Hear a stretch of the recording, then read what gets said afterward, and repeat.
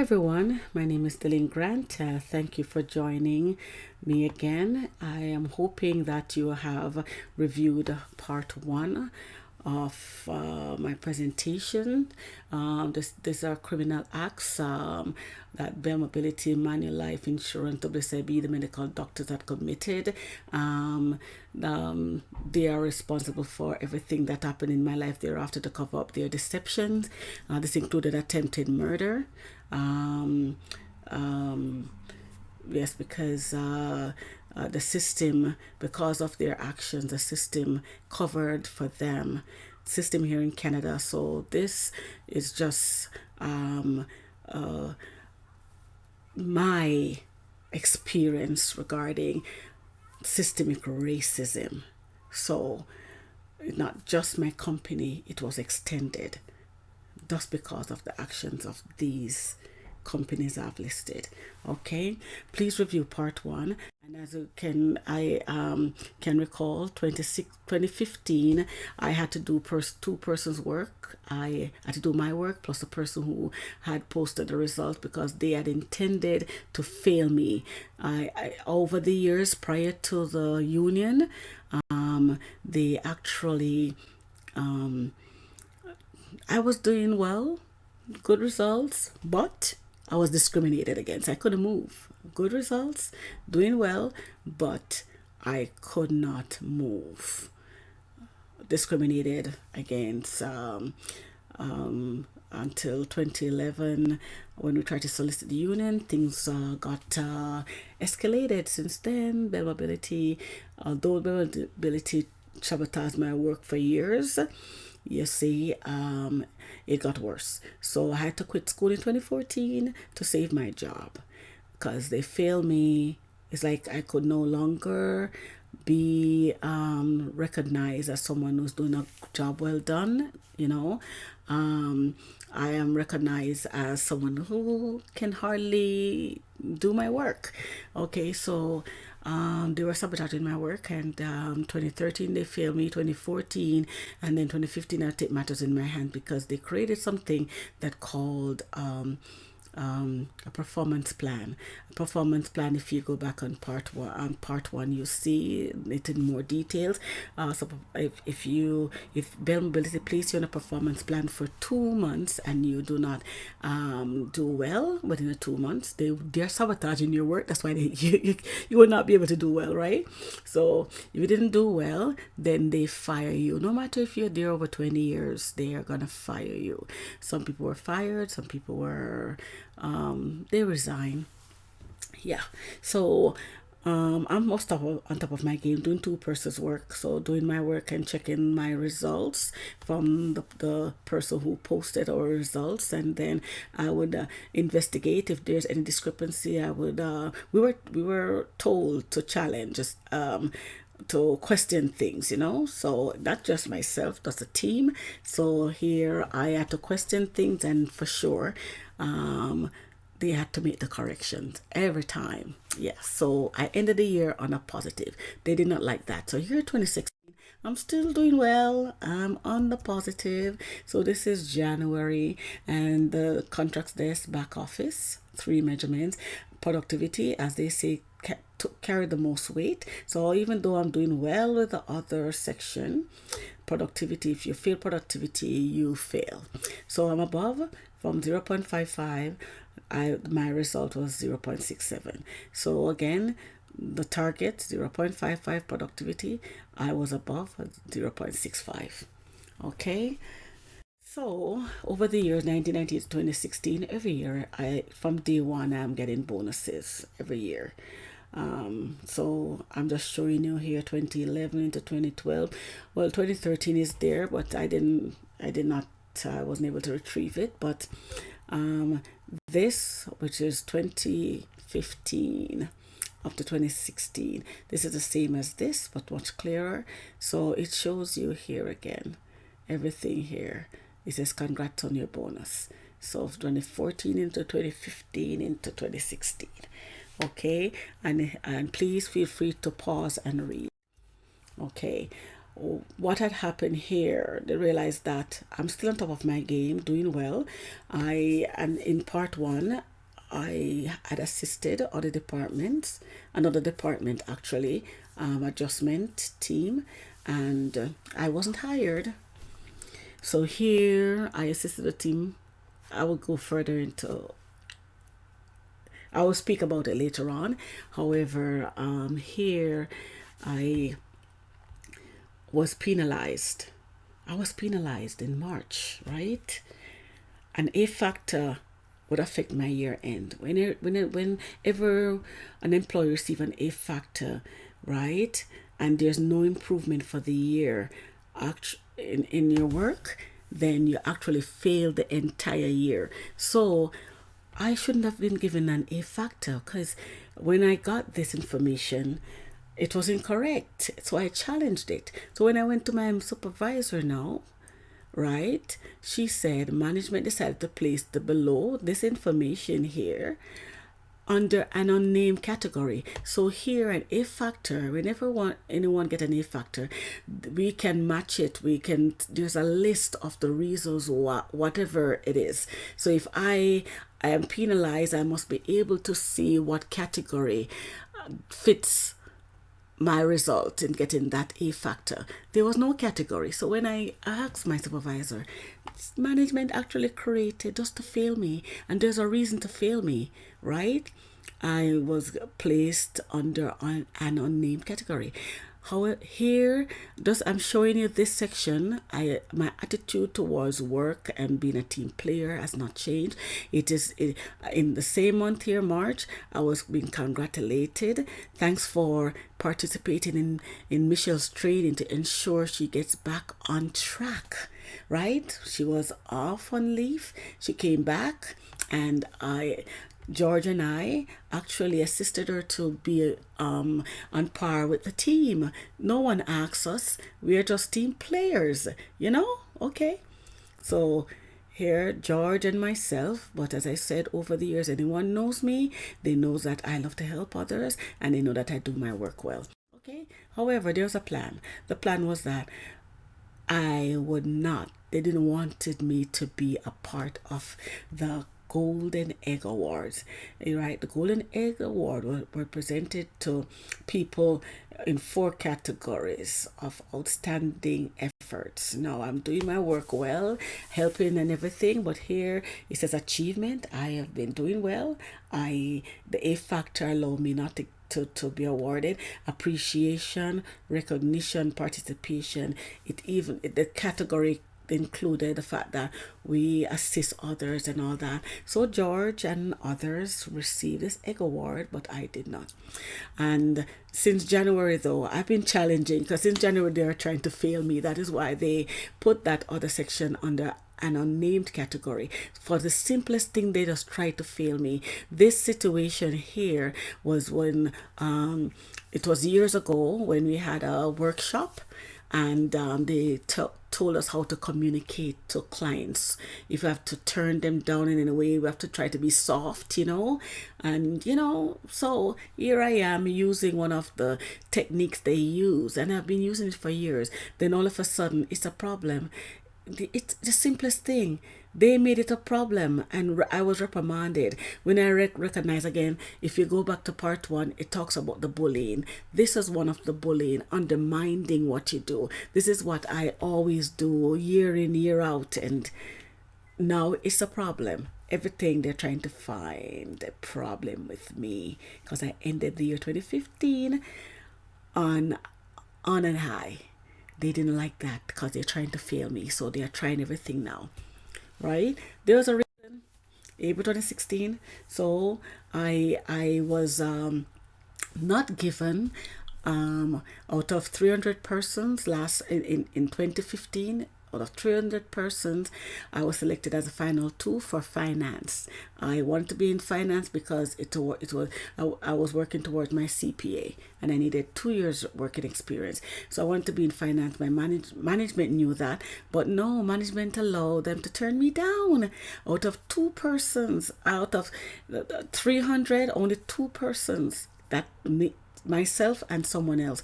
When I was told in 2015, they took the person from outside. Okay, and I had 17 years with the company. So now I was cheated out of my career path, right? So April 2016, guess what? I was demoted. I was demoted from a corporate contract desk back office to corporate customer service front line in April. Wow. Wow, why was I demoted? I ended the year in 2015 with an excellent performance report. I began the year 2016 with excellent result before they put that A factor. The A factor was to actually to make sure that I did not go anywhere. Oh my God. No promotion, nothing, right? Our corporate contracts department was closed out to Montreal team. Yes, so while we were because we were trying to solicit the union, they took our work and trained others in Alberta out west and eastern region Montreal, and then close our department in central region. And some of the teammates, as it says here, my team central region were dispersed. Some teammates were placed on the adjustment team. This adjustment team that I assisted for 6 months in 2015, right? While some of us were demoted and placed on the front line, which is the corporate customer service department, we were placed on a team without training. So here I was demoted from a grade 7 to a grade 6 corporate contracts desk to customer service. So I've not been a customer service rep. It's a different name. Customer service rep began actually in May, but this was when the position was changed. Okay. However, all along from 2009, I was a part of the contracts this department back office. Demoted in April, applied for a financial analyst job. This was one was very interesting. Whenever I applied for a job, yes, as I said, I was always discriminated against. And if you go to part 1 of the presentation, it has more detail on when I usually apply for jobs within the company. However, the first time applying, being a customer service rep, I got an email response that I should complete an assessment to see if I have met their eligibility criteria. I never got that before, right? This was when I realized that mobility had succeeded in blocking me from future opportunities. Because I remember in the meeting when we were demoted, Daniel Corbin, the manager, flew in from Montreal to address us, those who were demoted in April 2016. She stated while looking at me in the eye. Now, we were on the same side of the table. We were on the same side. I wasn't sitting in front of her. We were on the same side. So what Daniel Corbin did, while she was talking about for those who were qualified, she actually turned, not facing the others, she actually turned in that row that I was sitting alongside. As a few chairs down from her, and she turned and looked me straight in the eye. She was actually talking to me that I could still apply for other departments within the company, right? But it was not that easy. This manager made it more difficult for me to obtain my career goal. So here, as soon as the meeting was over, and I went outside, one of my coworkers said, "Oh my, Delane, didn't you see her looking at you when she was talking about those who are qualified?" I said, "Oh, you saw it? It was that obvious anyway. Everyone else saw it. Just that this person just made mention. Yes, this manager was out for me for whatever it is. I didn't do her anything." Anyway, so this is it. Apply for the financial analyst position, and this was talking about it's important and have to complete assessments and that. Okay, workplace safety breach, injured on the job, May 16 to August 16. So here, in 2014, because I was completing school, I was going to school in the day. I would go to work, leave work, go to school, and then I would leave school, get back to work back my hours that I was away. So I would leave work late, and by the time I get home, I would have to meet with my team from school because it was my final year. So we had to work on projects together, assignments, and all that. So it was like round the clock, final year for months, right? So I ended up with a neck spasm. I believe that because my neck was always down at work and studying and all that, I developed neck spasm. So I was adjusted at work, and I back this is back office, and I was adjusted ergonomically. So you can see here the list. Please review the list. Here is the lamp and the lighting. You see the light at my desk and all that. Yes, so I was set up ergonomic 2014. Here it is, back office 2014. Due to neck issue, I was just off for a week, and then just gradually fit in, see the neck rest at my desk and all that. All right, now demoted. My computer and everything, chair, everything were removed to the front lines desk. I was placed at a desk with broken tools, no lights. There were other desks around, but this desk, oh my God, was very depressing because there was no lights, no training. I received no training. I will continue showing you here. No lights over my desk. There was a camera, yeah. My keyboard was broken. The stool was broken. No plug under the desk for my lamp. The place was dark actually. And then, as I said, I was not set up ergonomically. This was picture was taken on 21st of June. So now I informed my supervisor immediately on May 2nd when I got to that desk to tell him that what happened, the broken tools. Nothing was done. I told him again in a meeting on May 19th, and then via an email on May 20th. So this is 3 times within the month of May. Still over a month later, no adjustment was made due to broken tools. Due to broken tools, etc., my right hand was in pain. Effective June 15, 2016. I had also informed my supervisor. I told him via an email there was no urgency. Here's a keyboard. The small leg is gone. So when I was set up ergonomically, I was tilted on the small leg of that keyboard. It's not supposed to be laid flat. The keyboard was laying flat. I think that's what caused the damage quickly. Okay, broken keyboard. Okay, so here I'm pointing out here there's a camera because it's no light. This is the way it's angled, this position. This lighting is over on that side. Where I was sitting was actually a dark area, right? So I recognize that this was a camera because I checked other buildings. There were other buildings on the campus. I went to other floors. I even went on my same building, on other floors on my same building, and there was nothing. These cameras were placed strategically over in my department, I guess, over the desk of others. It was only on my floor anyway, only on my floor. Okay, there it is. This is my desk. So this, as I did make mention, June, I informed my supervisor of the pain in my right hand. In July, I informed my supervisor of the swelling. I was still working, I was ignored. I had to work in my condition. Okay, and then here on May 20th, this is the proof that I sent. This is the information that's here. This is it. And that's the information to Albert, my supervisor. And then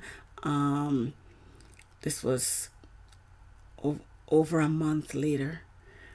This was actually the 4th time.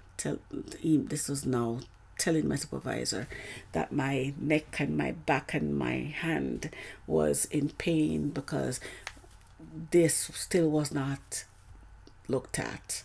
And as you can see, on the 21st of June, it still wasn't done. This was, I think, June 15th. That's the date. 21st, it was still not done. Okay, no accommodation, June 15 to September 7, 2016. They actually, they didn't get get a professional. They got someone from within my in my in my department to have a look at my desk. So it was not professionally done. So the person adjusted my desk and all that, and that was like the ending of June. Okay, but I was still working, and the injury was 12 weeks old. I was allowed to work by my supervisor all the time from June up to September due to sleepless nights in pain, right and swollen. I was told by a walking clinic doctor in September to cease typing, right? In September. However, prior to September, in July when my hand was swollen, I contacted my doctor's office and I was only able to get an appointment for August 8th. Got the appointment for August 8th. I was sent back to work to use my hand. I couldn't believe that my doctor sent me back to work. I was misdiagnosed. It says here injury was in its third month, 7 weeks and 5 days, 54 days old. June 15 to August 8. When I saw my family doctor, Dr. James Chang, I was misdiagnosed by my doctor and sent back to work to use my painful swollen right hand. I was told by Dr. James Chang to wear a wrist brace at night, use extra strength Voltaren cream, and that I would recover in 6 weeks. That happened. Okay. So in the fourth week, when due to sleepless nights, I had to go to a walk-in clinic, and I saw Dr. Sabri, who he diagnosed that I had decurvain tenosynovitis, right? And then he told me that it was I should cease typing, and he told me that I should inform my supervisor that this was a matter for WSIB, which I did. Okay, and then he told me to see my family doctor, which I did. My family doctor, Dr. James Chang, was not at his office that Tuesday, September 6th. Record can prove.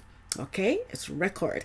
I went, Dr. James Chang was at not Sunnybrook.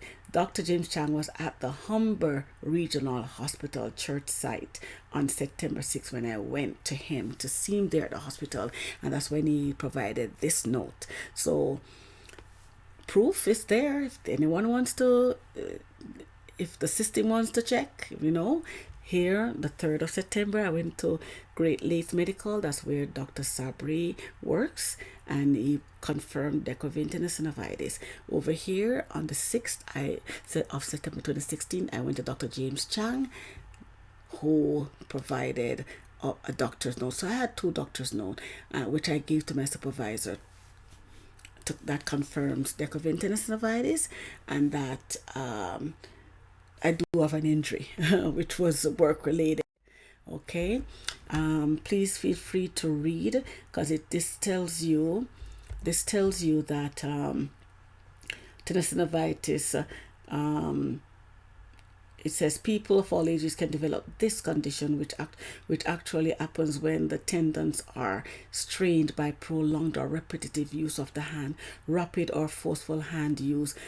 From ever since I started working, I can type, but not at this extent, and not for so long. It says prolong. I'm telling you, for 7 hours of the day, in all my years of work, I never have to. It's like I can't breathe. This is just constant typing.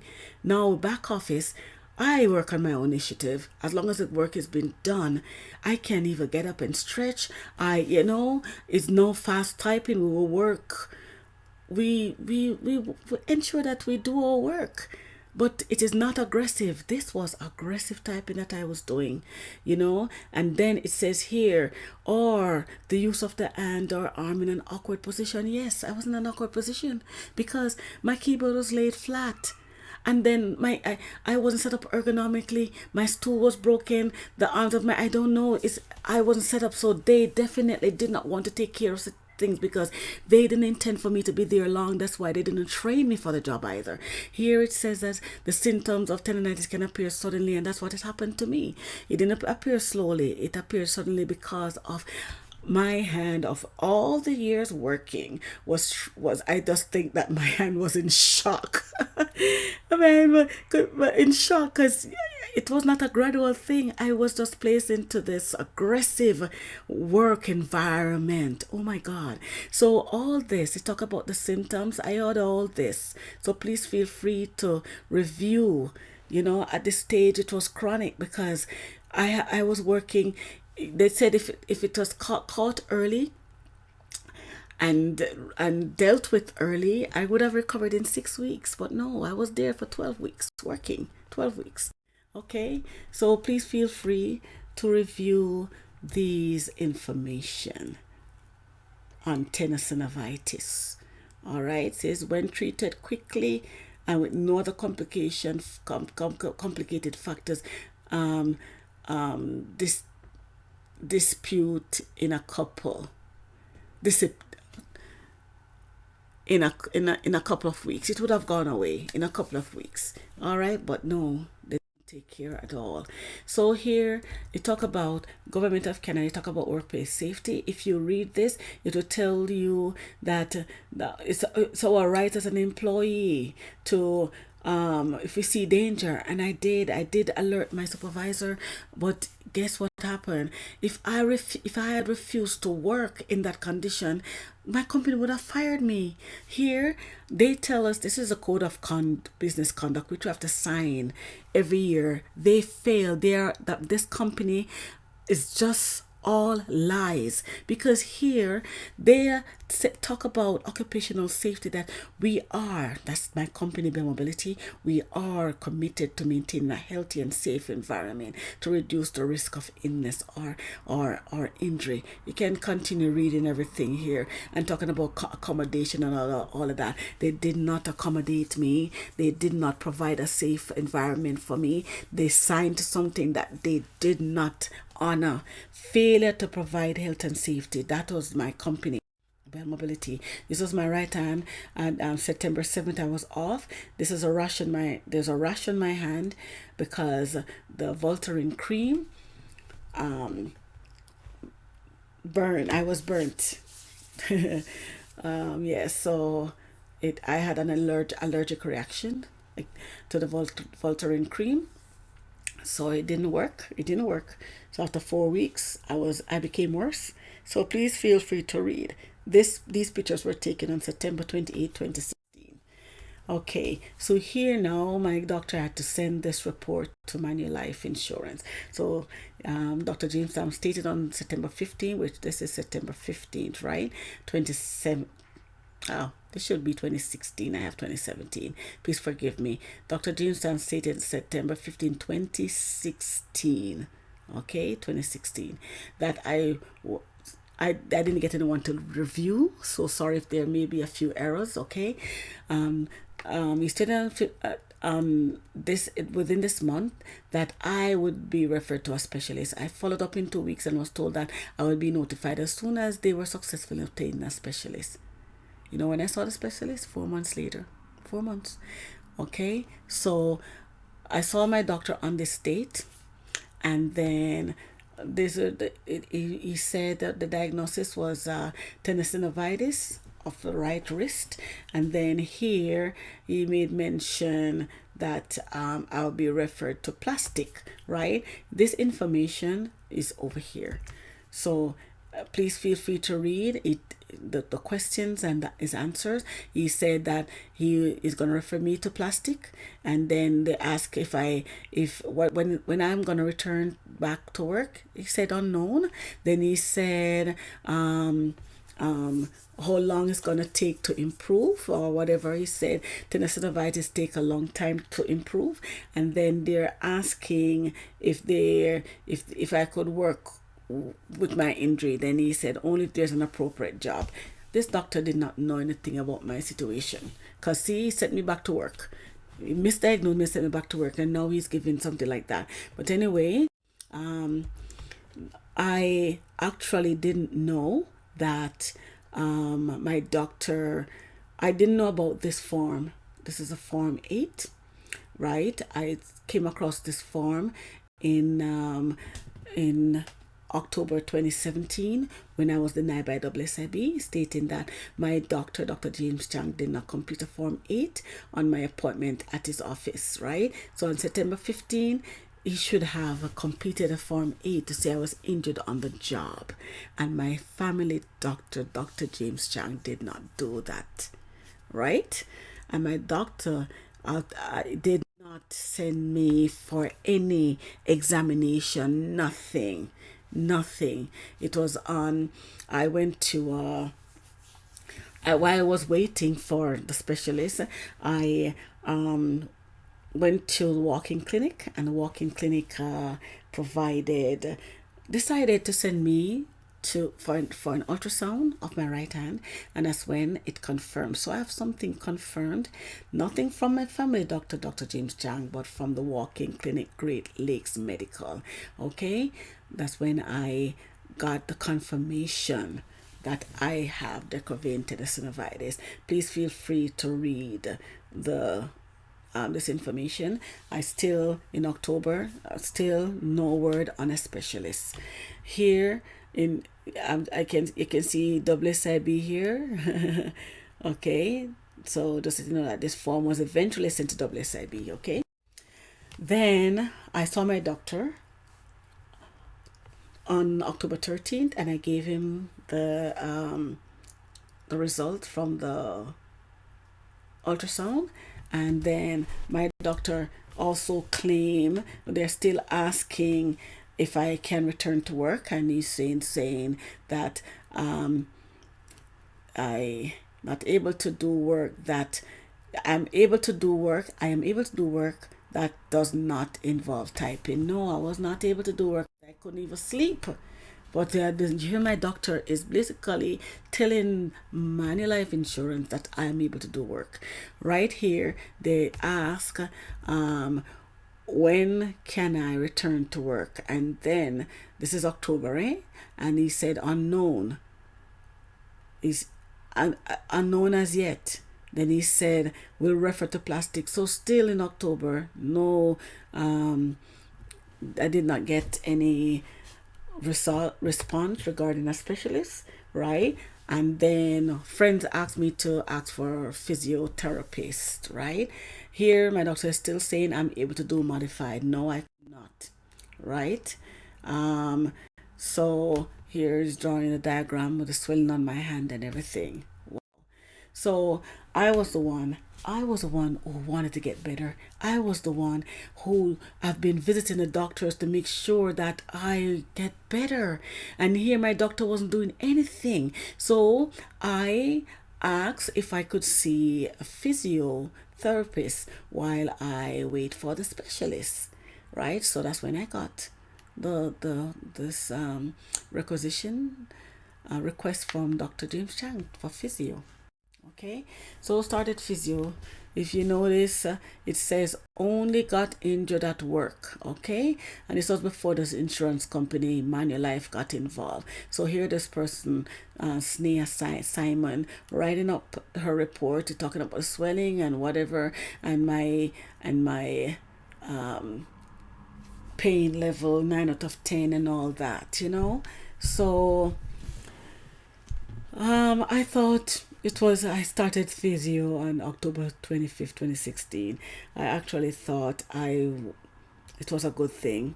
There was a, please feel free to pause and read, because there was I only had 6 sessions with Sneha Simon because she was pregnant. She went on maternity leave, and that's also a proof again because her child was born in November of 2016. Okay, so yeah, so what happened, there was another delay because I have to wait about, I think, 2 weeks.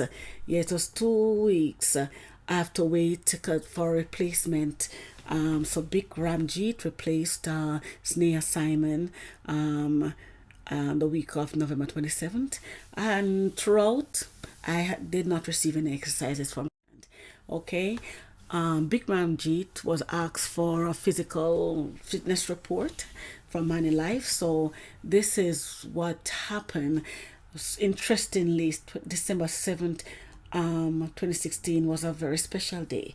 Was this a coincidence? Please see, bear with me. Quality care to MANULIFE insurance, right? So Quality Care wrote on December 7th, submitted a function fitness ability report which stated that I was incapable of returning to work in my condition.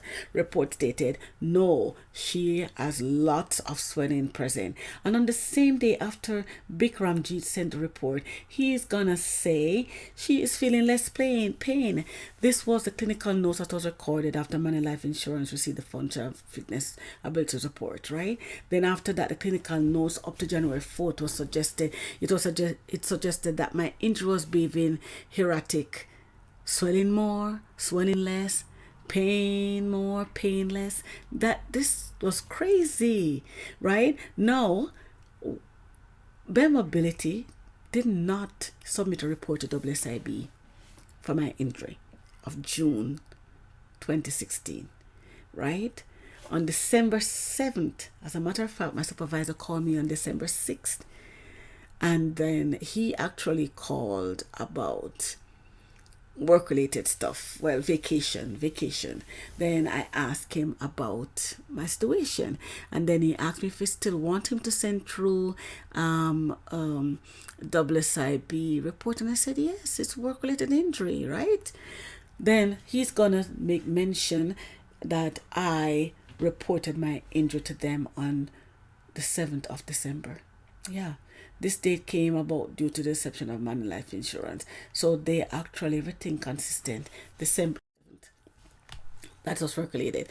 Here, the functional fitness report, when Bikramjit mentioned, no, I will not support this decision as the pain scale is 9 out of 10. Swelling is present there, even while moving the wrist and thumb slightly.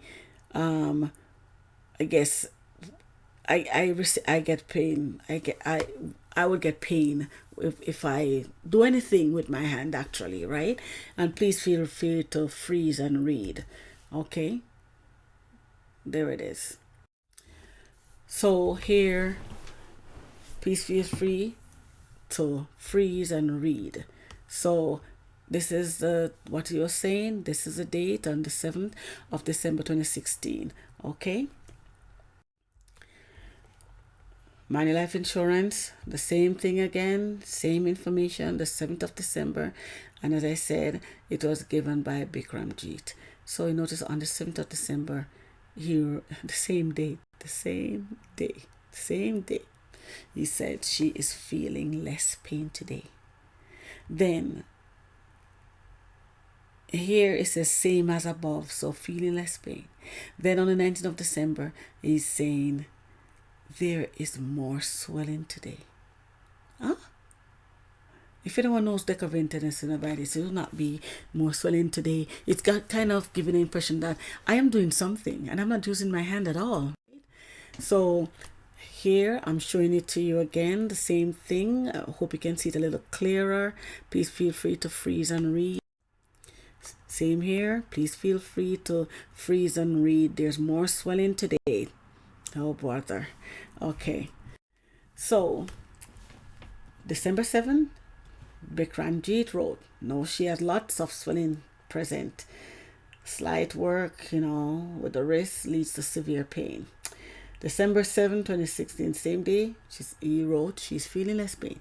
December 14th, I went through with you. This is right there, right? But look at this. On December 13th, 2016, notice, I went to my doctor on December 13th, Dr. James Chan. And I went to physio on the 14th of December, 2016, right? Notice what Dr. Chang said? No, on physio, no improvement. He saw my hand and my hand looked the same. No improvement on whatever I told him. He said painful right thumb and wrist since July, actually since June. But anyway, I was being referred to I got in December. From September I'm off, right? And just got referred to Dr. Hansesman, who is the specialist, and it was scheduled for January 26, 2017. Wow. So I have outlined everything here based off the information from Dr. James Chang. And I just want to let you know that I had to wait an extra month, which would make 4 months without the necessary care treatment for my right hand. I've not received any exercise for my hand from the physiotherapist. Nothing. All they were doing, and they said 20 minutes. It wasn't even 20 minutes, right? They were only doing TENS, ice, and TENS, ice, and massage, and everything is 20 minutes or less. No, didn't go over. Anyway, to wait until January 2017 to see this specialist, it's gonna make 7 months. It will be 7 months with my injury. 7 months. In the meantime, let me just kind of, before I go to January, before I go to 2017, just want to tell you what Bell Mobility was doing in the meantime. And I told you their intent was to fail me. That's why they didn't train me. I didn't understand the job. All right. In the meantime, Bell Mobility had other plans. Okay. So between May when I started to September when I had to leave because of my injury, look what happened. My work was sabotaged over the years by Bell, as I did make mention if you see part 1, right? June 2016 to September 2016 were no different, provided proofs of the intent to fail me for the year 2016. So my work was sabotaged. Please feel free to read this, right? Management knew their intent. That's why I was placed at a desk, the pressing workstation with broken tools. They did not expect me to be there for long, but it actually backfired, It actually backfired because I was injured on the job due to their negligence. Because of Bell, I got injured. Right? So here it said the month of June was revisited in July to manipulate my result. Please feel to read this. Just freeze it and read it. Okay? I will tell you about the survey. This is one of the measurements for the customer service frontline rep. The survey. I will just bring these two up, right? Please feel free to freeze and read the information. But I will tell you about the survey. The survey, when we have talk time, if you go over the talk time with a client, you fail. So what happened, this client was actually being passed around, because if you go over the talk time, the reps, I did not know that they were doing that. It's when I got the customer, I realized that was really happening. They did not want to go over the talk time, so they disconnected the client. So by the time I got a customer was irate. Oh my! So I told him I will help him. I knew I was gonna go over the talk time, but I have to help the client, right? So I helped the client, but guess what happened? I failed the survey. Reason why? The survey is not geared to me, the rep who actually assists the client. It's actually geared to the overall experience at Bell. Now, when this client is so mad, the overall experience of Bell is not good. So he gave a bad report. It wasn't he told me, he thanked me for my help, but the report he completed did not reflect that I really did a good job, because it was the overall experience, right? So I got the blunt of it. I feel like I couldn't do my job when I made him happy, right? So here, the survey came in on the 14th. I will show you on another slide. I'll show you better. It came in on the 14th of July, right? And you know what they did? Because I did very well in June. They took the same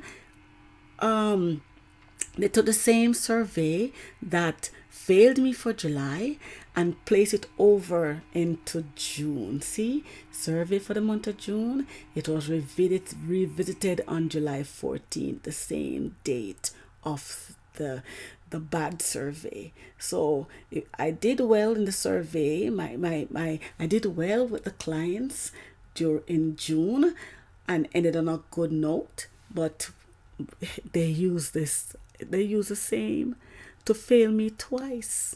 Notice July 29th, July. So this is July. This is all July. This is June, and then July. Okay. See it a little better here. A little better here. clear. You notice the number? Just look at the number. See the number? 14th of July. See the number? 14th of July. This is July. This survey was supposed to be for June. Okay, so these are the things that Bell does.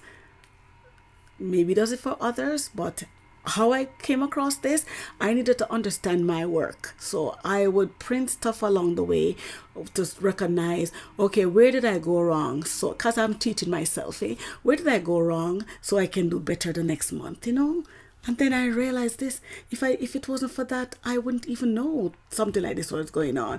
The same case number for July 14th, same case. This is June, this is July.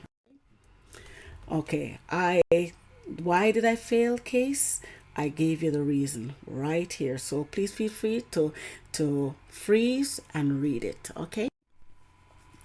And then it continues. So here, June 30th, I had ended on June 30th. I ended knowing that I'm a new rep to the team, right? There were 46, you notice? There weren't really 46, some people were off injured. There were 51 of us on the front line, 51 of us, right? But during this month of June, out of 46 persons, I was placed 43rd, as you can see. 43rd out of 46, right here, right, June. However, because of the changes, remember July 14th, because of the changes, please feel free to freeze and read. For June, notice June, 33 out of 46. And as for June, in the month of July, I was placed last, 42 to 42. Okay, so 5 measurements for the corporate team, customer service department.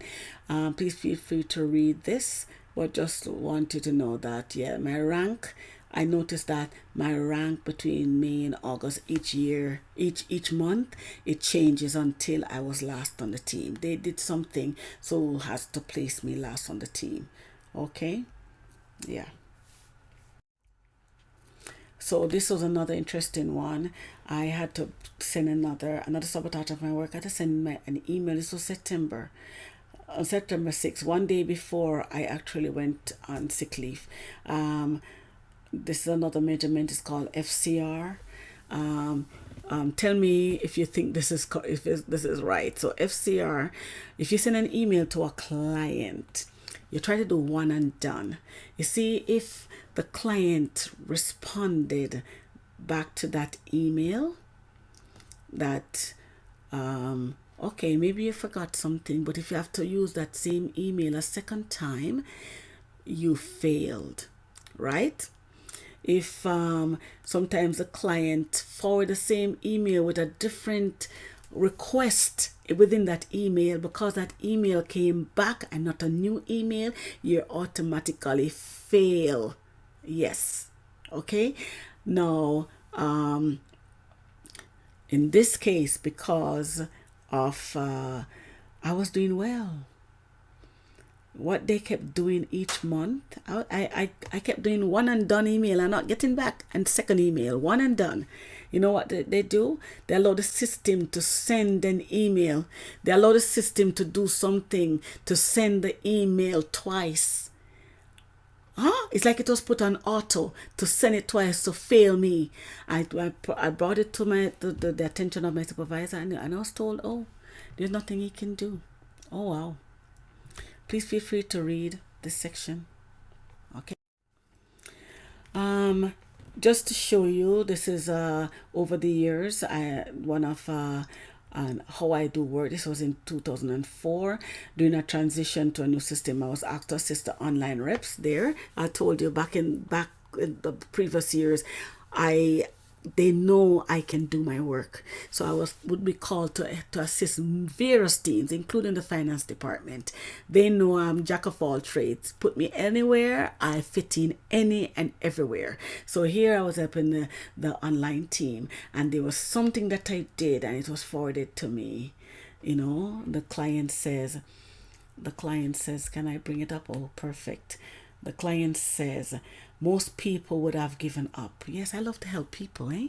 He said most people would have given up. This was a client saying, you not only search for the obvious problems, you look at everything possible wrong between the cell phone and the pager.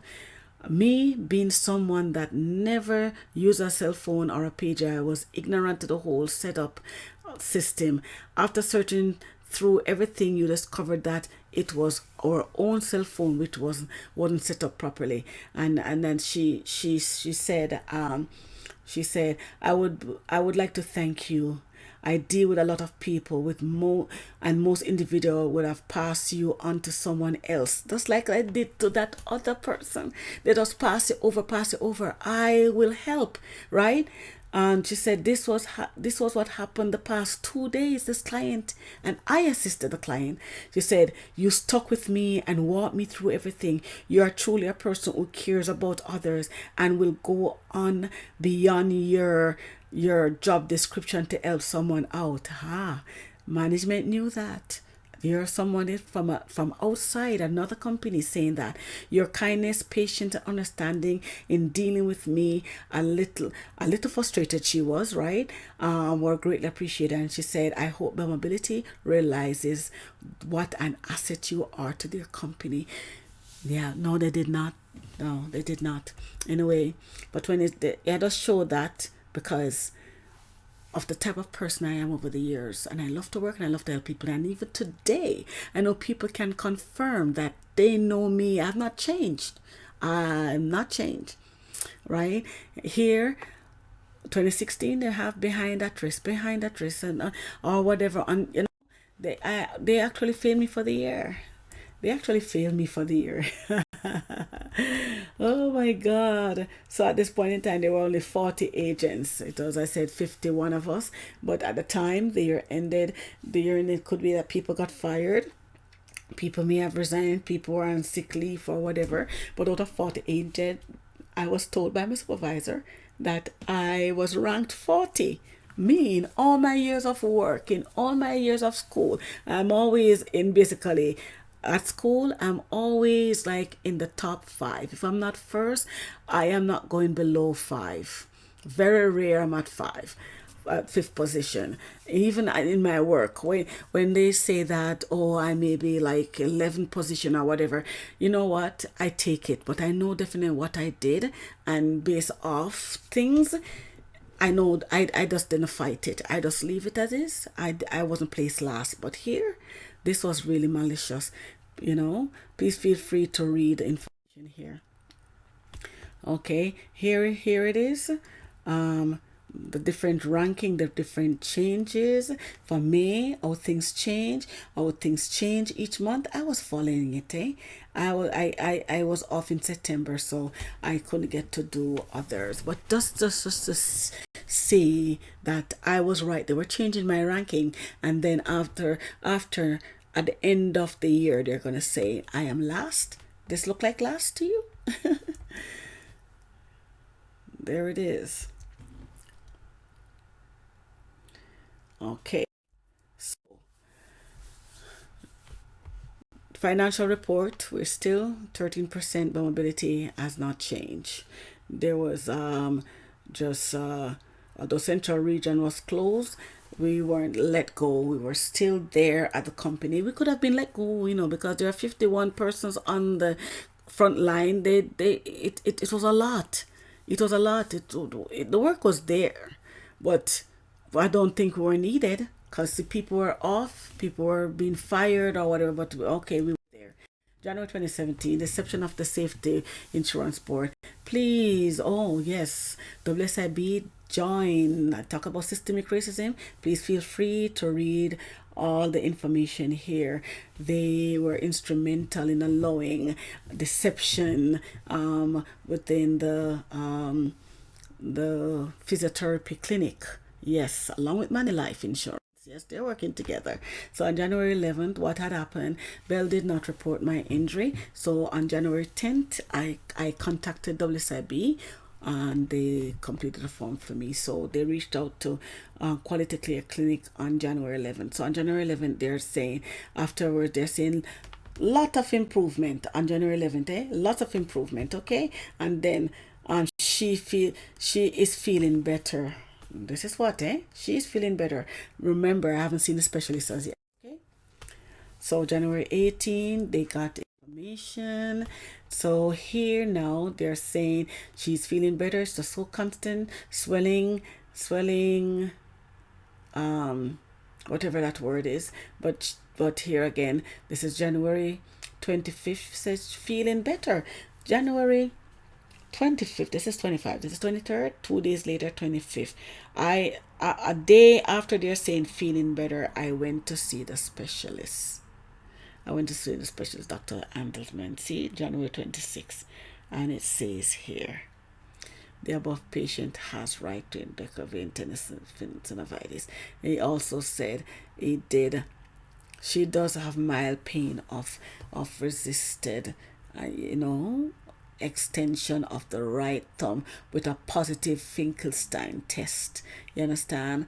Doctor said she's not diabetic, and the doctor record whatever, and he said that I was going to be sent to the Sunnybrook Hospital for an injection. So here he's saying I'm feeling better, and here this doctor is telling me that I have decavant tenosynovitis. Okay, see, January 26, 2017. See, 25th, feeling better. So I'm still on this roll here, because I remember when Dr. James Chang wrote, says tenosynovitis takes a long time to improve, and this physiotherapist Bikranjit is stating his own opinion. Bemodility did not report my injury, as I did say, to WSIB. So please feel free to read that. Eventually on January the 13th, 2 days after I made my complaint, right, then they decided to put in a claim, because I put in the claim.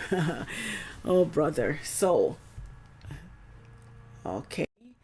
So when you look at this, right, it shows here, if you can see, it says I first told them about that it was work related on December 7th, 2016. Here it tells you date and hour of accident. Date and hour of accident. And date and hour of accident. So they're actually saying I told them about it during that time, in December. Right here, my supervisor confirmed. This is saying, did the accident illness happen on the employer premises, owned, leased, or maintained? The answer he gave was yes. There it is. Did the accident, I got a clearer view for you. Did the accident, see, it says, this is it. He said yes, working at desk. This is what my supervisor said. So this information is here. So when it says, did the accident illness happen on the employer's premises, owned, leased, or maintained? He said yes, and then he gave his reasons. Okay, and then here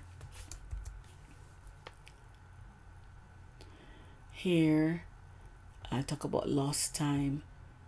The date, it says has lost time and earnings, and my supervisor put 7th of September 2016.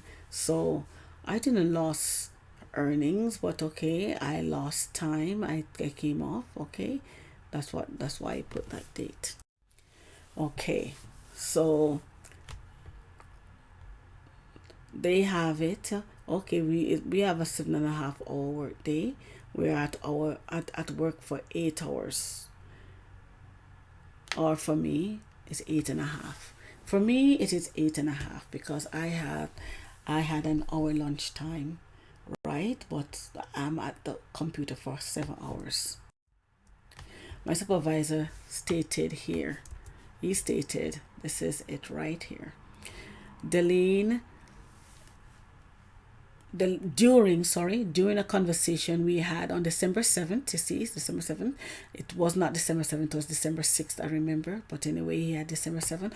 While she was still on STD, she mentioned that her benefits pay reduced to 80%. She then mentioned that after speaking with her doctor, they deemed the pain in her hand was caused by excessive and faster typing since moving to my team.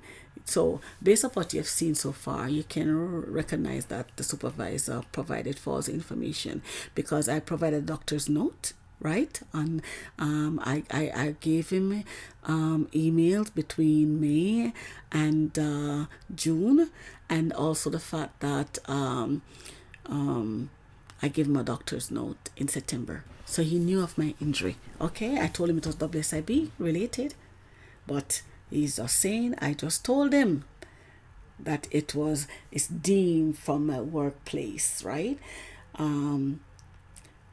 Here also retrieved from my workplace system.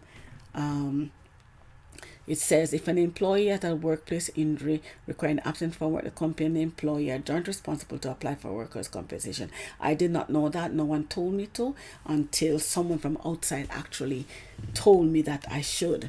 You understand? If I didn't, my company would not have. And because they delayed, they lied to cover themselves. So here again, the information that I did provide to my supervisor. Here, information I provided to my supervisor. Please feel free to read. He said that I didn't tell him until December. Okay, as proof. The medical system delayed my recovery, and please feel free to review. I didn't see the specialist until 7 months later. Okay, so please feel free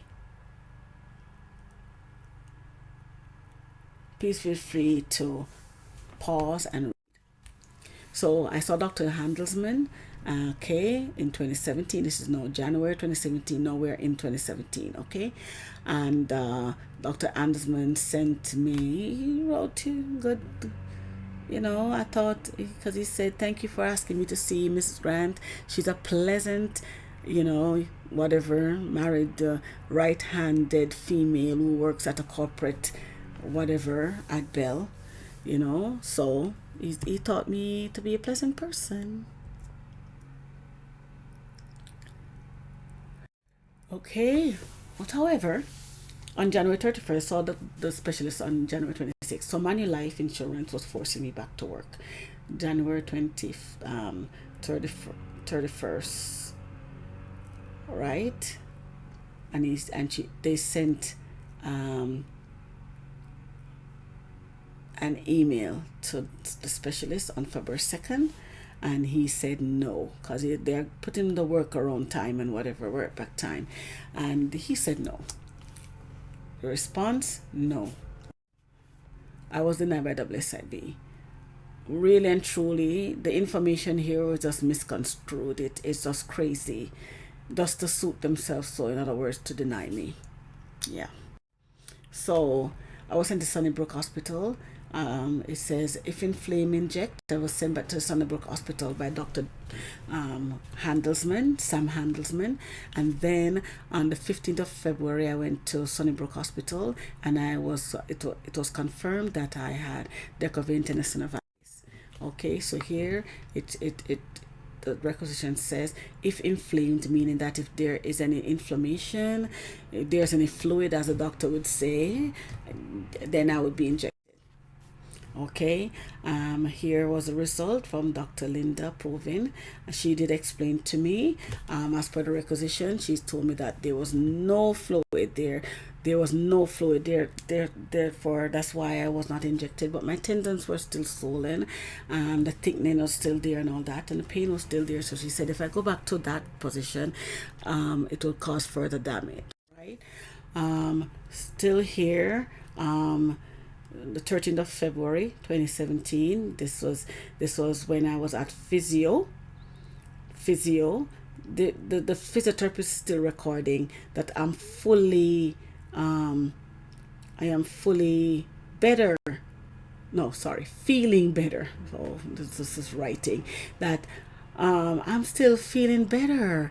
While the Sunnybrook Hospital, who did the examination, the ultrasound in my hand is showing that I was I still had decavin tendinitis. Although there wasn't any fluid, I still had pain in my hand because my tendons were still swollen, right? Okay.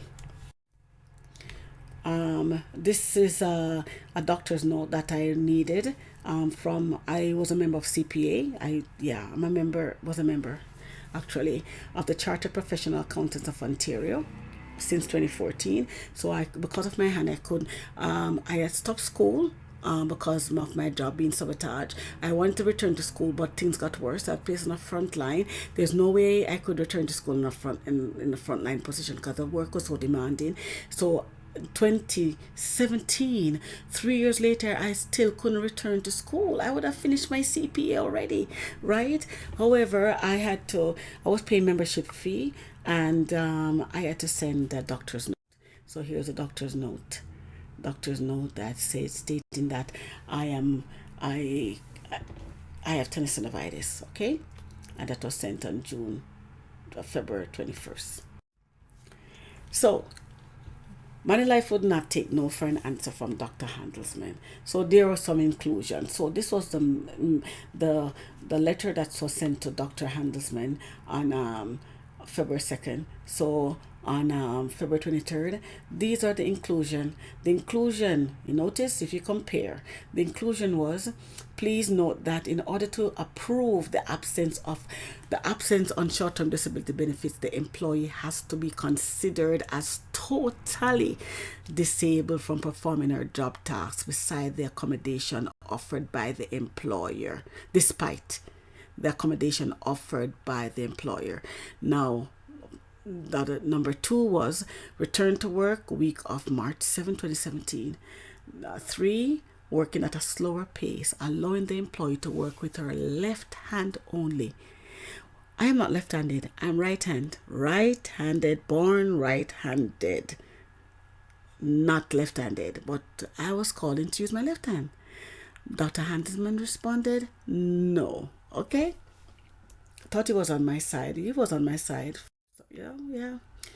However, went to Dr. Chang, because here, please feel free if you can read it, What if you do nothing, Because it says research tells us that injuries left untreated do take longer to heal and have lingering pain. They are also more likely to recur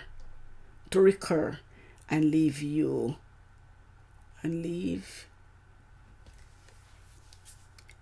whatever that other word is.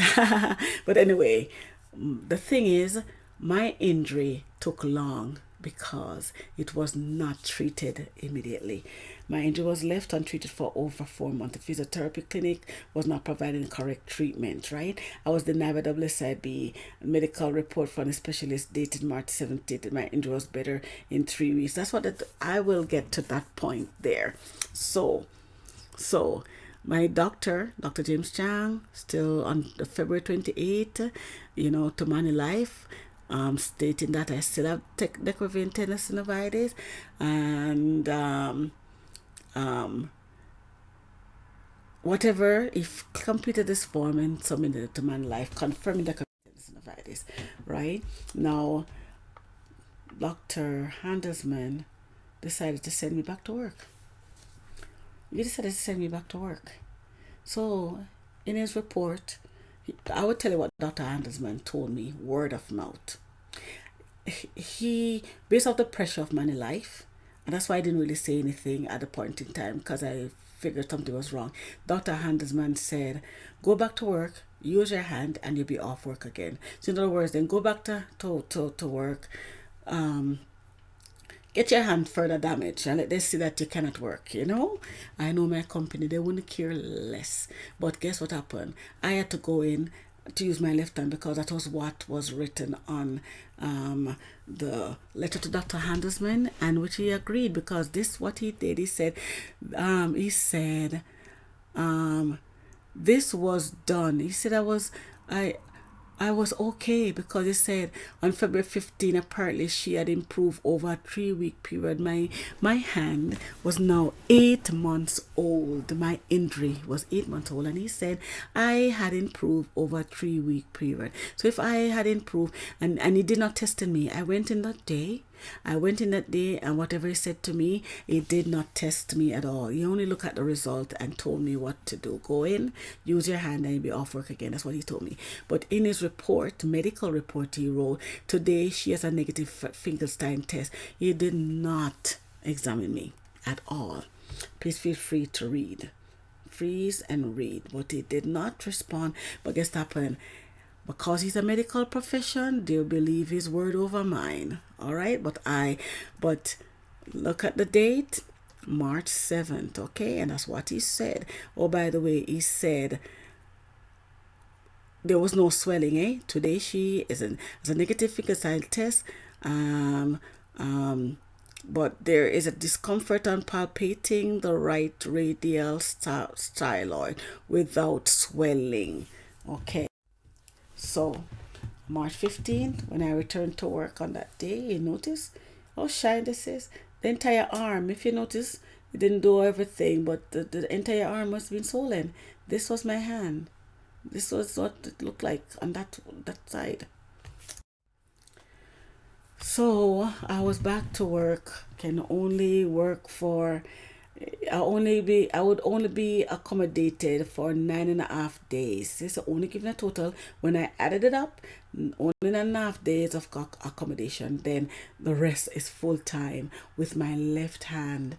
As I indicated, I am right-handed. Luckily, the work facilitator, Angela, right? She was able to review my workstation and make her recommendation, ask me questions and stuff. So she came in the following day, March 16th, right? And my supervisor, Albert, was in the meeting and all that, because after she sat with me, I am just so glad that she actually recorded things that I said, eh? This was March 16th. And then she mentioned Miss Grant has been working for Bell for about 19 years and her current position for a little less than a year. Okay, so she is correct. All right, little less than a year. Okay, then she said here,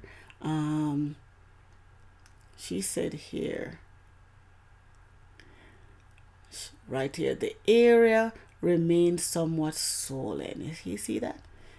The area remains somewhat swollen. And please feel free to read the rest of the information. Okay? She listened and she wrote. This is an accurate report, and it's the only one I can say. Angela, whoever you are, you're a good person. So I had asked Bikramjeet, because WSIB, I was denied by WSIB in February. So I asked if I could get a letter to give to WSIB. Look what Bikramjeet wrote. Assessed again on March 15th. Because the day before I had the same day when I returned to work, the same day I had physio. He said, assessed again on March 15, 2017. Swelling is no more. Didn't you see my hand? He said, swelling is no more. The receptionist on the day when I went in to collect the report, she said, he left the office when I was reading. And then the receptionist said, for the first, I haven't seen her in a while, and she said, "Hi, how is your hand?" And then when I showed her my hand, she said, "Oh, still swollen." And I said, "Oh, can you see that?" So I showed her the letter. She said, "Oh, he has to correct it." So I returned on March 22nd rather, and it was corrected. But it says, significantly reduced. What a deception. I decided not to return, eh? I decided I'm gonna find another physiotherapist because I wasn't better at all. I wasn't feeling better. So he didn't know, but I guess he put in at the time, he said patient is in no pain today. First time ever. Really. First time ever. While when you look at his other report, he said no pain, pain today, swelling today, no swelling, and all that. No, he's saying that I have no pain. This was a lie. Okay. So there's so much, there's so much information. I wanted to meet. This is our meeting. If you notice, it says 5:15 visit.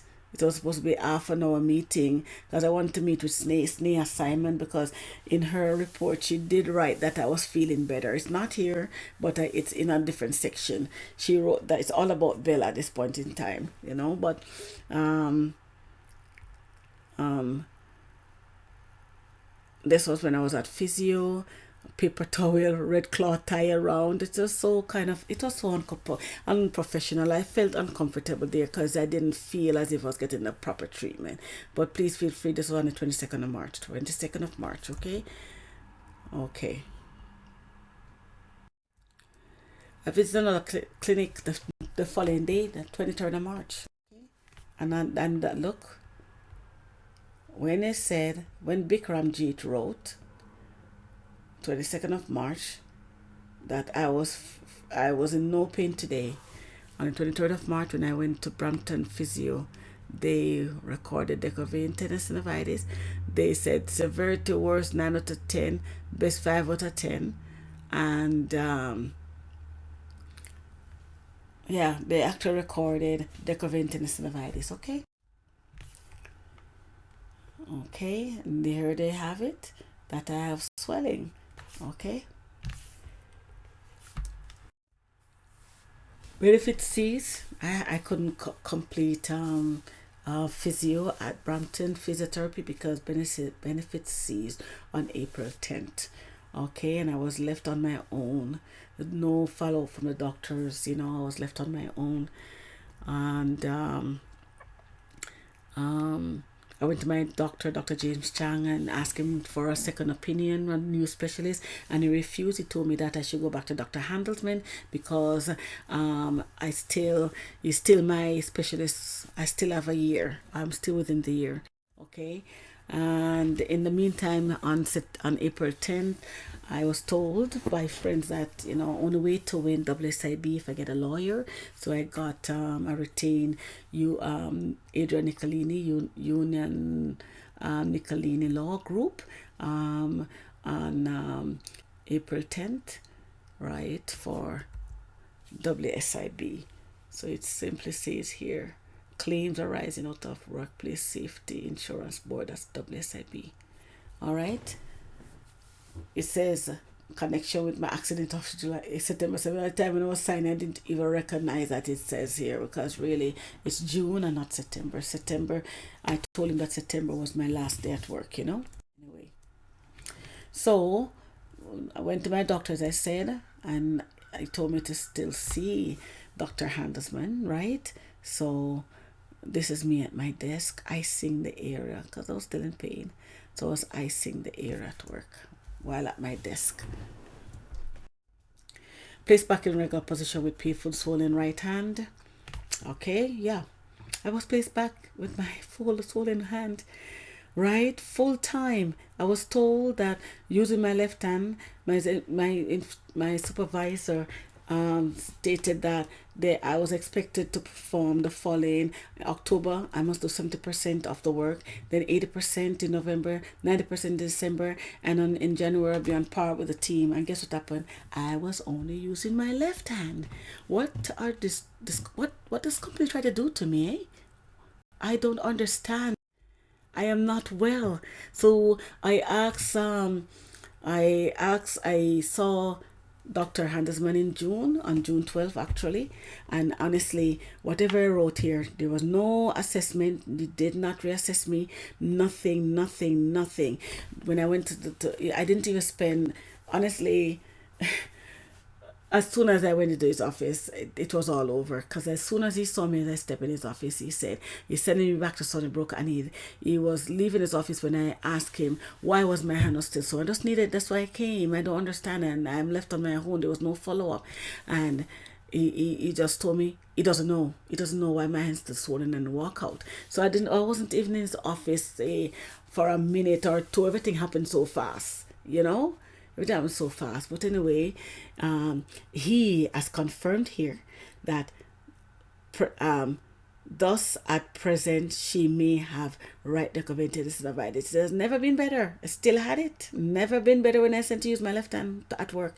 Then he's gonna say to Sunnybrook again, if there is no inflammation not warranting an injection, or if a cortisone injection is done without sustained whatever, I would suggest a hand risk assessment to WSIB. So he's there telling this letter here to Sunnybrook that if there's no inflammation, well, it doesn't need an injection. So here it says, this is the date, June.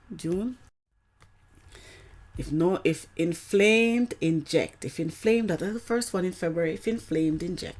Okay. Now I came across a new Dr. Monique Christakis, and this was the 26th of July. I'll say a better view here.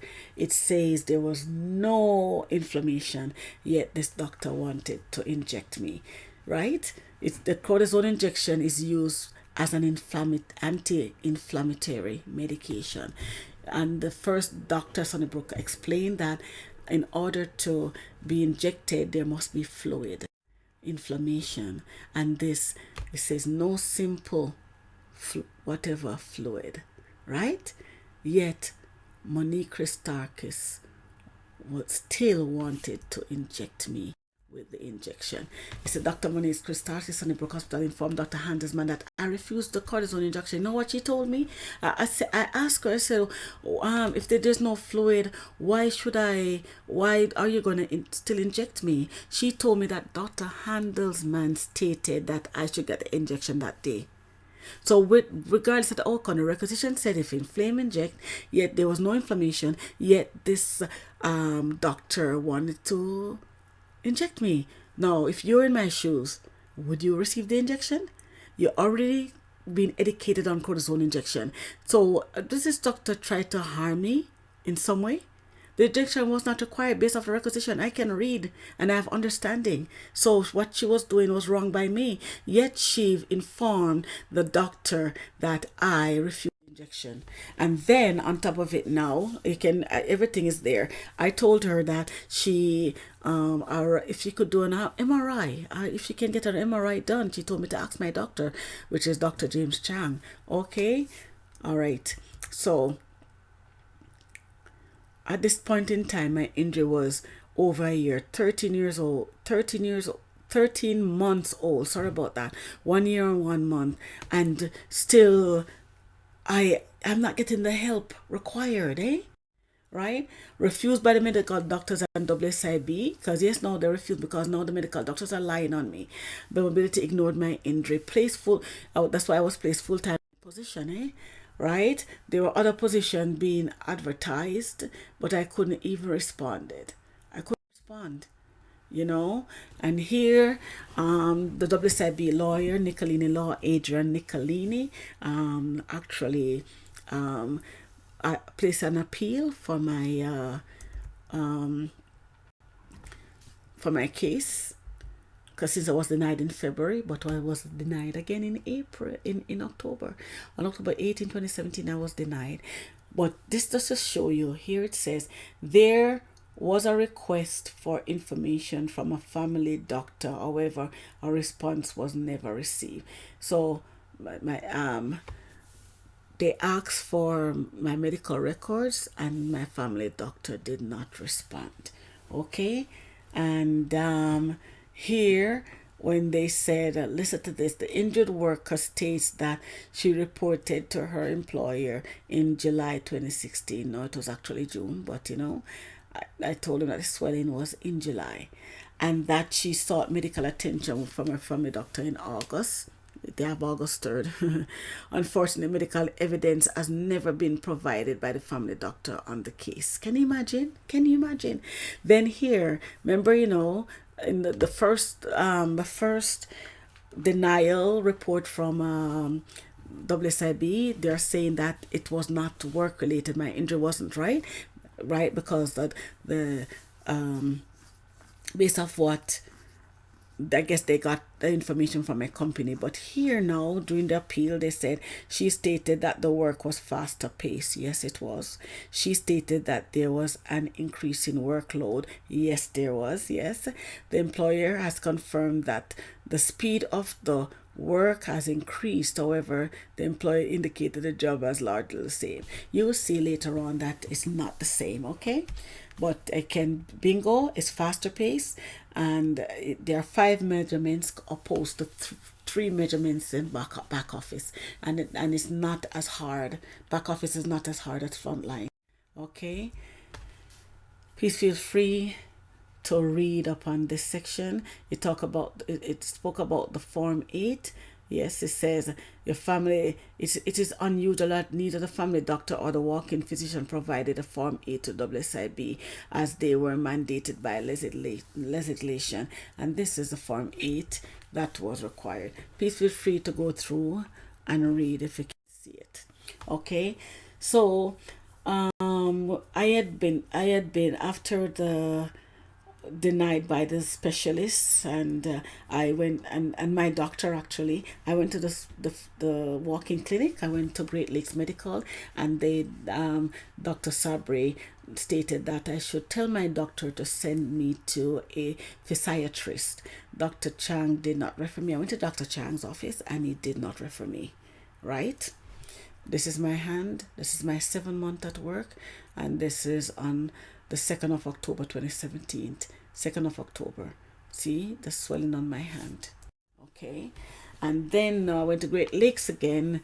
I was off work, and you need a doctor's note. With my doctor, many times when they try to make an appointment at my family doctor, I have to wait sometimes a week or two before I get an appointment. So here, the walk-in clinic, I went to the walk-in clinic and got a doctor's note, because whenever you're off work, that's my department, whenever I'm off work I have to bring a doctor's note. So this doctor actually stated that my reason was decovintine synovitis. See, this is the 13th of October. I noticed my hand still swollen, 15th October. And then here I am working at my desk on the 19th of October. Please feel free to read it off. 7.5 hours at work, 7 hours at my desk. Okay.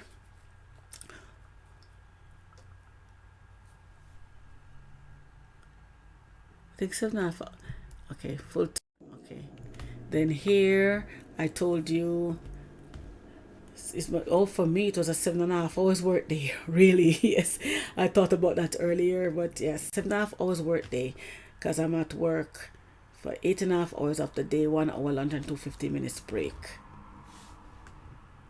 Okay, so here I am. Yeah.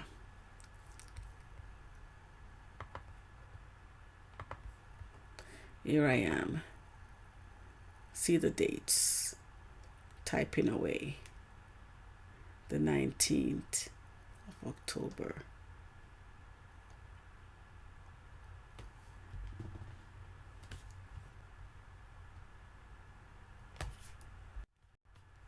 So my supervisor, this is the letter to confirm, because I spoke about it and tell him that it was what really did me in was the fact that I had to take notes for 2 hours, and I'm right-handed, so I had to use my hand, and I couldn't return to work the next day. I was in a lot of pain, and when I took notes in October, right, early October, and then I was using my left hand, and my left hand was now in pain.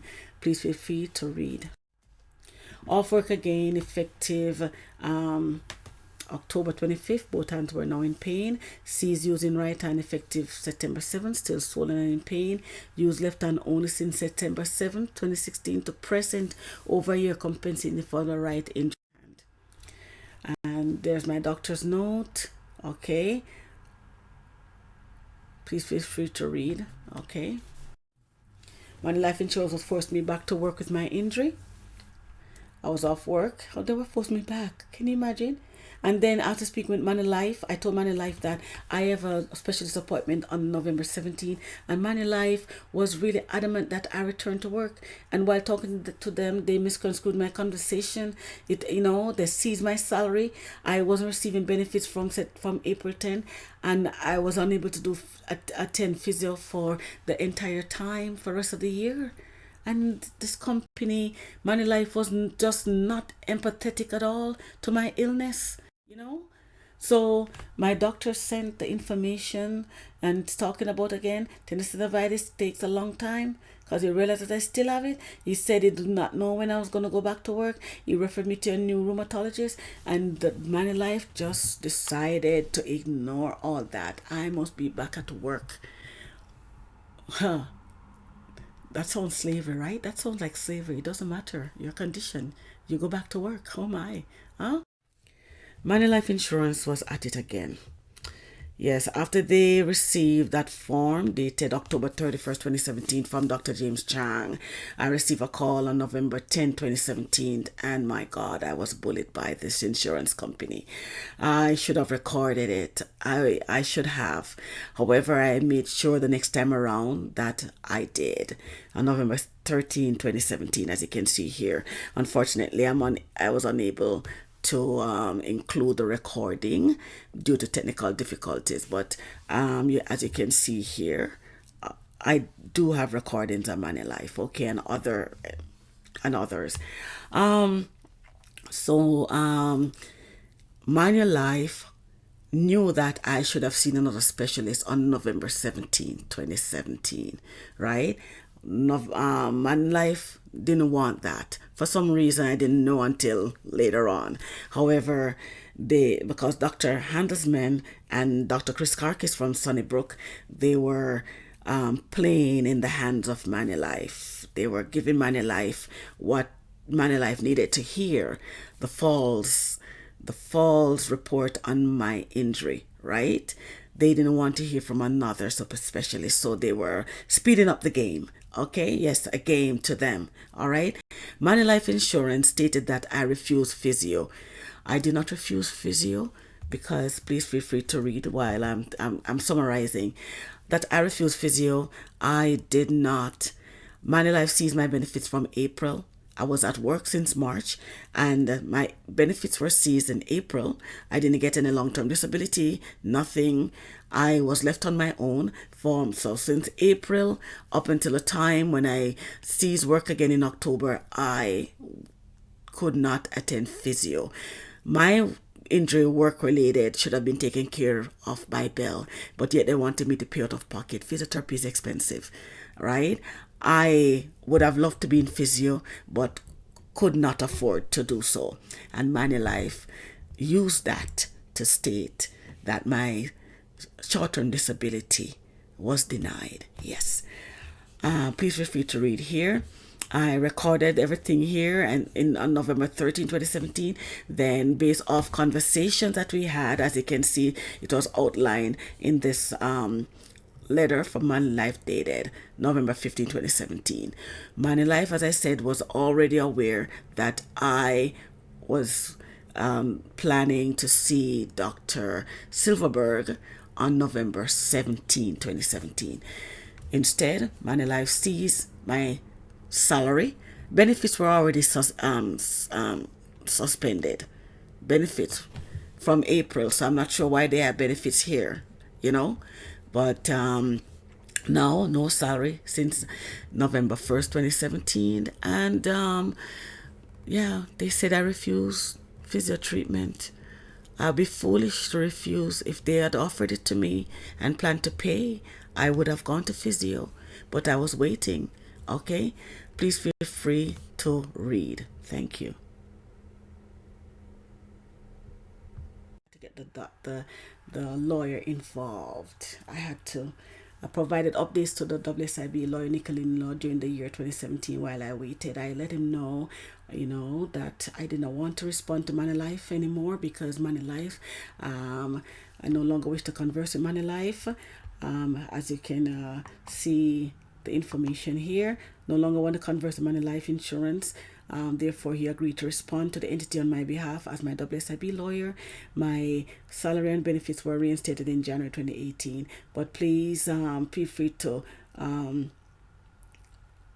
go through. I was actually mistreated. As you talk about systemic racism, yes, I was a victim of systemic racism in this country. Here, the lawyer was receiving information, WSIB. So I guess another appeal went through on October 31st for me. I realized that Dr. J. Chang had submitted a report to MANULIFE Insurance on October 31st to inform of my inability to work. Right, WSIB appealed also on October 31st. So I thought everything was working up right. So as of November 14, 2017, please accept this letter as confirmation received for your correspondence. Medical reports were attached, so I thought everything was working out fine. So Dr. Silverberg, in November 2017, this was a new specialist, Dr. Sam Silverberg. Okay, and he actually stated that that I had tenderness of the left lateral epicondyle. I had problems, 90 degree of adduction because my elbow, because I've been using my left hand for a while. And then he also indicated that the patient has post-traumatic right wrist decovintenosynovitis. You understand? And he also said there is no, he said, we discussed the cortisone injection, but she chose to defer. Yes, because Dr. Silverberg stated that at this rate, the injection will not work. He can make up my mind for me, right? So he told me the injection will not work. The injection should have been administered the time the injury occurred. Now he said that if he should administer the injection, I would only receive relief. It will be temporary for 2 weeks or less. If I go back and I use my hand, it's just gonna make matters worse. So it's up to me. So it's if I want to, it's not gonna cure my injury. It just maybe just give temporary relief because it's too late now for the injection. Please feel free to read here. Then I choose to defer because based off the reasoning, if it was gonna say maybe even say last for a year, then that would be different. But 2 weeks or less, no. He said even with a local cortisone injection, the patient would not, in my opinion, be a suitable candidate to return to her previous vigorous keyboarding job. There is no specific treatment for soft tissue injuries, and I do not anticipate improvement in the future. You knew what he was saying. So, again, operating under no salary, no benefits for MANULIFE Insurance, November to December, no funds. And as I said, asked Nicolini Law, Adrian Nicolini to intervene. Various events that took place on my return to work in 2017. So, incompetent of the payroll department. Event number 1. Wow, this is a long one, but anyway, please bear with me. So here I returned to work. And this is what happened in 2017. And then when I returned to work, I know payroll, so I received a net pay on my return to work. This was what I received: a negative 358,190.99. Negative. So no pay.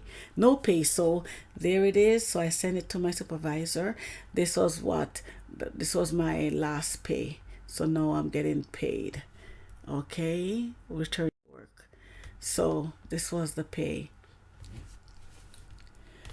this was the calculation. This is my calculation, okay? Please feel free to read at the top here, okay? So that's what it was, my net pay, negative.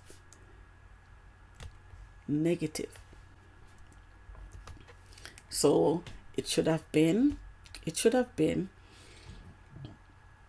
net pay should have been 1,182. So I did the breakdown here. It's supposed to be 80%, 80%, then 100%. So the total here would have given the gross pay. This is a net pay after taxes and all that. I only received it. I didn't receive it there. This is $0 actually. I only received this amount from Bell, 505, when I contested it. And I said to my supervisor, no, it's supposed to be this, right? They owe me a difference of this. So this minus what I received from Bell, I was owed that amount, right? So then when I looked at the fact that this is a net pay, right? And so if I should subtract 984, these two, at 80% from the net pay, I'm supposed to receive a salary of 100%, which was this amount. In which way, I was correct. Okay, several errors made by the payroll department in attempt to correct my salary for the week ended March 18. Please feel free to they were wrong and were strong with it. So my supervisor actually escalated it to the director, and the director decided for my for their incompetence, the payroll department, I was compensated. I was told to be given $500. What did the payroll department do? They only gave me $300. All right, that it was on my check instead of $500. So the director actually told them to cut me a check, separate check for $500. You know, yes. So when everything seems to be okay, I got an apology letter. I realized another problem: no tax. So here, after many attempts, they were still short, but I just leave it. Okay, they were close enough. Anyway, they gave me a apology. Please feel free to read the letter. Okay. Thought everything was fine and realized that no income tax. So calculated again, and then I told them what the figure should be. Then I told them that they can't no income tax, right? They can't take everything all at once. They have to take it in increments. So here it is, another apology letter from payroll, and then it's gonna $50 gonna be taken each time, $50 until get caught up. This was what income tax they should have taken. I told them I couldn't see if they had taken it one time what it would have been, eh? Okay, so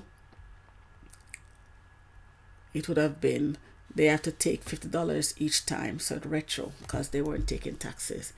Unbelievable. And I wanted to be in payroll. I wanted to be in accounting at Bell, eh? Now, this is a discrimination here. Number 2 event. Car stalled at work. So I had a Honda, 13-year-old Honda. I was early for work, and I had to take half the.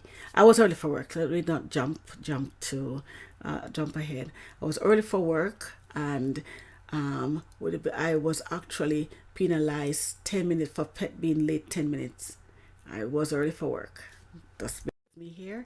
So the Honda car stalled at the underground parking lot at Bell Mobility prior to 8:30. Early for work. I contacted my supervisor Albert immediately to inform, because I don't want to be late for work, but I was there. My car was actually blocking the pathway. I wasn't into the parking lot, so others came and was assisting me. But I called my supervisor immediately on the phone, and I had him on the phone, and he heard other people assisting me to put my vehicle in the parking space. The steering wheel was locked, so it was a challenge. So by the time I got upstairs, it was I was 10 minutes late for my desk. I time stamped myself. I told my supervisor, because one of my co-worker too was there and she was assisting, but she went up just to make sure that she's on time.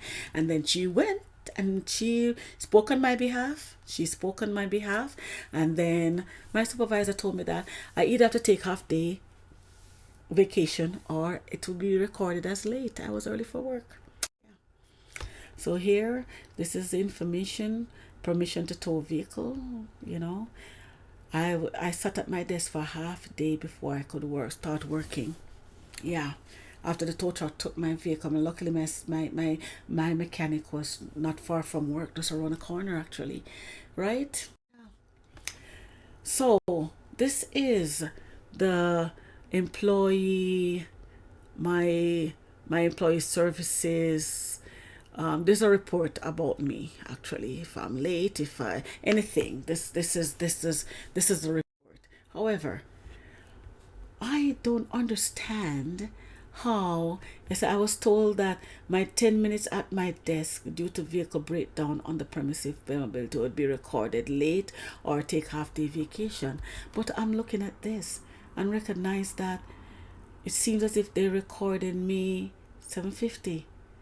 That I was a personal This was the date, the 5th of September 2017. I was off. I was off for the entire day. They did not record me as if, because what they did was wrong, I'm telling you, wow. Unbelievable. Discrimination number 3, event number 3. I contacted the Human Resources Department, required answers to the reason why I was demoted and not promoted. The Human Resources representative for the department, Susan Dale, was very diplomatic in her responses to my questions. She did not provide the necessary information required, but instead cover up for the company vulnerability in its deception, provided a few of the questions asked for review. So my attempt was futile. I sought answers, right? Yeah, it was really a challenge. It was really a challenge. Please feel free to go through and read this information. Okay? Yeah. So there are opportunities that I didn't get through. So please feel free to read this. It was from my first slide. You'll understand actually what was going on here. So HR representative Susan Dale, she said, I will make inquiries on your behalf as whether you can be supported with a package. So I was actually told that I could be given a package or whatever. So I told her that I need to know how much, because she didn't really want to deal with me anymore. So she's talking about a package. Please feel free to read that too. Thank you. So based on the information, I said to her, I wasn't looking forward to leaving the company, but instead to grow within while maintaining my career path. Yeah. I was asking her, where did I go wrong? Not knowing at the point in time that it was mainly because of the union. Maybe I still wouldn't been able to advance in the company. I would not be able to be promoted. But I was also asking why. Apart from the union, I was being held back. So even union or without the union, I would have still been held back.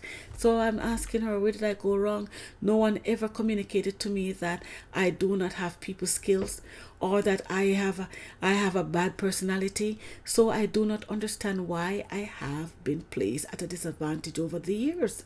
Yeah, that's what I say to Susan, And I gave Susan all this information here, these attachments. Other job opportunities surfaced in 2017. I didn't apply because of my injury. Both hands were in pain, and also I was discouraged. So it didn't make sense. You please feel free to freeze and can look at this. This was up my alley because I was looking forward to pursue my CPA, but I was injured on the job. Okay. Financial report for 2017 still remains the same at 13%. Okay, still remain the same. Okay,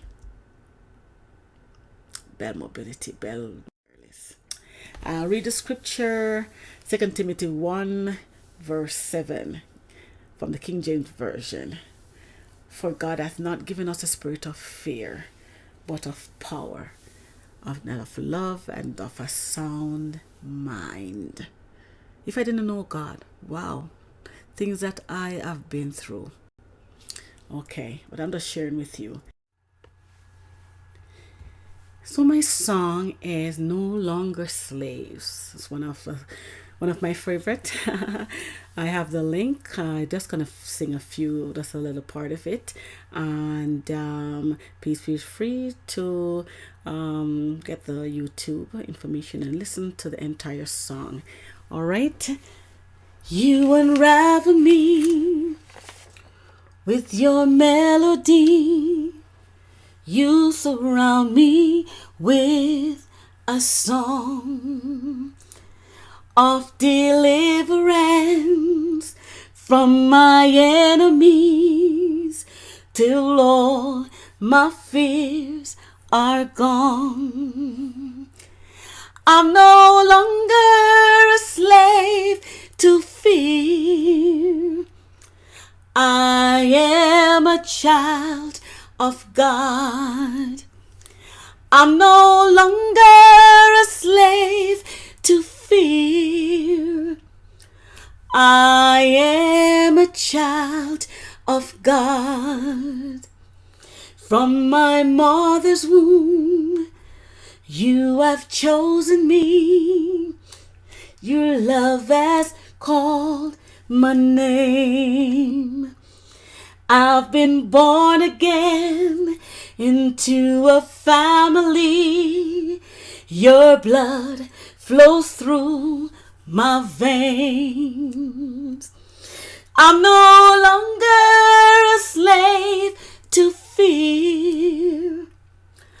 I am a child of God. I'm no longer a slave to fear. I am a child of God. I am surrounded by the arms of the Father. I am surrounded with songs of deliverance. We've been liberated